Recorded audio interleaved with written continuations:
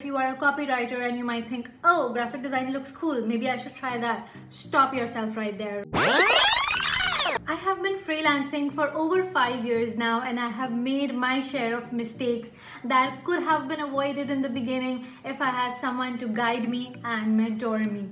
Well, that's why I am here, because I do not want you to make those same mistakes again. Hello everyone and welcome back to my channel. My name is Afreen and I am a freelancing expert, and I help people how they can start their freelancing business using Fiverr and Facebook. In today's video, I will be sharing with you the 5 mistakes that you must avoid as a new freelancer.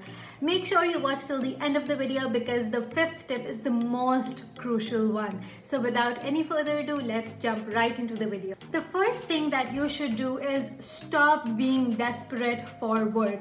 Even when you are just starting out, being desperate actually shows that your work is not up to the mark and you lack confidence in your work yourself. And there's a difference between hard work and desperation, and you have to find that thin line in between, because let's face it, if the product is best in the world or if the service is best in the world, nobody likes a pushy salesman. So make sure that you are not making that mistake again, because it might be harmful for your reputation as well. Mistake number 2 that I see a lot of freelancers making is that they are switching niches and skills like crazy and they lack focus. Don't make a mistake of doing everything at a time. For example, if you are a copywriter and you might think, oh, graphic design looks cool, maybe I should try that. Stop yourself right there and ask yourself, are you an expert yet? Do you have enough clients for copywriting? If the answer is no, work on that skill first and stop trying to do everything you feel attracted to and you think that it can increase your sales or your orders. Stop being a jack of all. If you already have a skill, then become better at it one day at a time instead of learning every single thing at one point, because that is how you will lose focus and will eventually fail.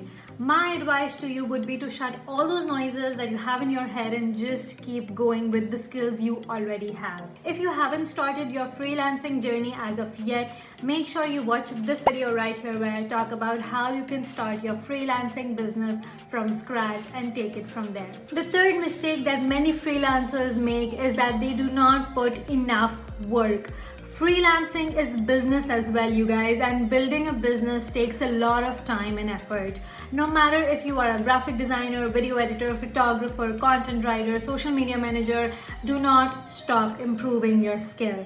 Take some time every week to learn what people are doing in your field, what are the new software updates, what are the new techniques to enhance and improve your work efficiency. Just keep learning.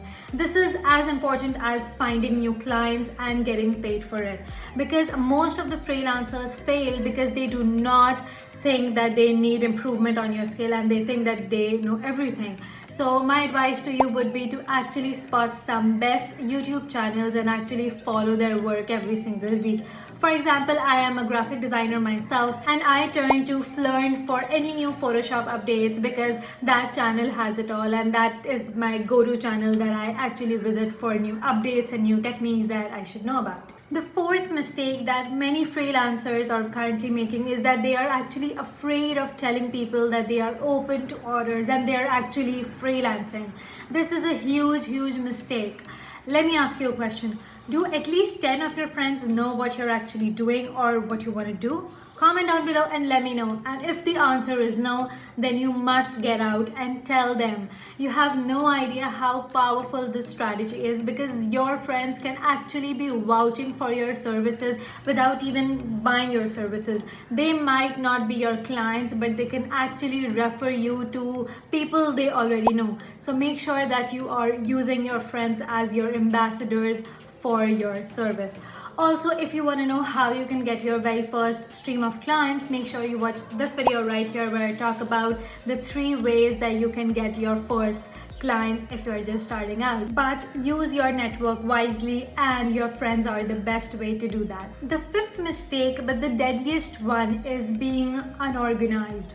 Since you are self-employed and have clients left, right and center, and you have to do every single thing by yourself, from marketing to sales to actual client work to final submission, it can become a mess which can hamper your productivity and can result in missing deadlines and eventually bad reputation and word of mouth.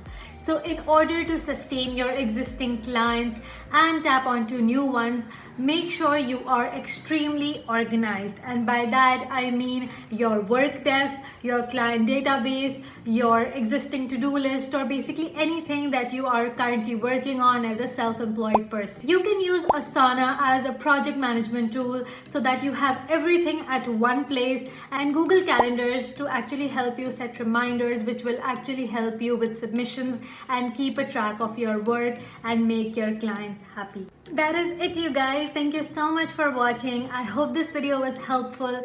Make sure you watch this video right here where I talk about the best freelancing websites where you can start today, and this video where I share my secrets on getting your very first client online. Comment down below your biggest takeaway from the video, and I'll see you next time. Bye guys.